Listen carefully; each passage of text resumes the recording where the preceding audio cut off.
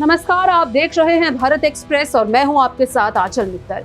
सत्यपाल मलिक की पहचान एक जुझारू राजनेता वाली रही है।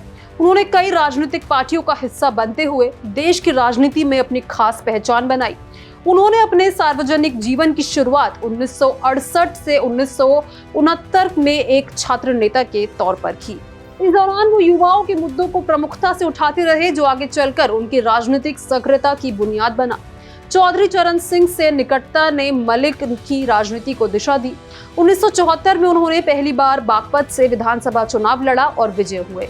इसी के साथ वो उत्तर प्रदेश विधानसभा पहुंचे और सक्रिय राजनीति में उनकी औपचारिक एंट्री हुई। जल्द ही वो लोक दल में शामिल हो गए और चरण सिंह ने उन्हें पार्टी का महासचिव भी बनाया। उनकी संगठनात्मक क्षमता और व्यवहारिक राजनीति ने उन्हें 1980 में राज्यसभा की सदस्यता दिलाई। हालांकि राजनीति में उनका सफर यही नहीं रुका।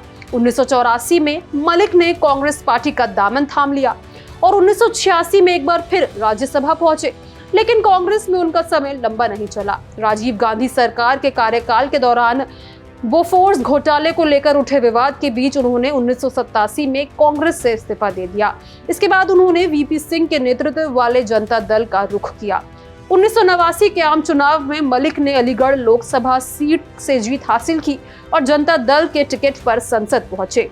इस कार्यकाल के दौरान उन्होंने केंद्रीय मंत्री के रूप में संसदीय कार्य और पर्यटन मंत्रालय की जिम्मेदारी मिली। उन्होंने इस भूमिका में प्रभावी तरीके से काम किया और उनकी राजनीतिक पहचान राष्ट्रीय स्तर पर और मजबूत हुई। 2004 में मलिक ने भारतीय जनता पार्टी ज्वाइन की, यानी कि बीजेपी ज्वाइन की। हालांकि उसी वर्ष लोकसभा चुनाव में उन्हें बागपत सीट से रालोद प्रमुख अजीत सिंह के हाथों हार का सामना करना पड़ा। इसके बाद वो भाजपा में कई वरिष्ठ पदों पर कार्य करते रहे और नीति निर्माण में योगदान देते रहे। मोदी सरकार के पहले कार्यकाल में भूमि अधिग्रहण विधेयक पर विचार करने के लिए जो संसदीय समिति गठित की गई थी, मलिक को उसका प्रमुख बनाया गया।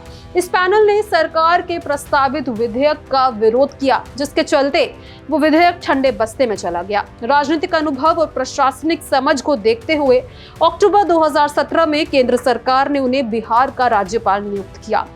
लगभग एक वर्ष बाद अगस्त 2018 में उन्हें जम्मू कश्मीर का राज्यपाल बनाया गया। उनके कार्यकाल के दौरान ही केंद्र सरकार ने जम्मू कश्मीर से अनुच्छेद 370 हटाने का ऐतिहासिक निर्णय किया। ये एक बड़ा और संवेदनशील प्रशासनिक कार्यकाल रहा। हालांकि नवंबर 2019 में मलिक को जम्मू कश्मीर से हटाकर पहले गोवा और फिर मेघालय का राज्यपाल नियुक्त किया गया। इन तबादलों के बाद अटकलें लगने लगी कि वो पार्टी से नाखुश है। ऐसा कहा गया कि इन फैसलों से उन्हें मानसिक रूप से झकझोर दिया है और उन्होंने फिर से खुद को जाट नेता के रूप में स्थापित करने की रणनीति बनानी शुरू कर दी। उनके करीबी लोगों का ये मानना है कि मलिक हमेशा से बेबाक बोलने वाले और मुखर नेता रहे हैं। चाहे वो किसी भी राजनीतिक पार्टी में रहे हों, उन्होंने अपनी राय रखने से परहेज नहीं किया।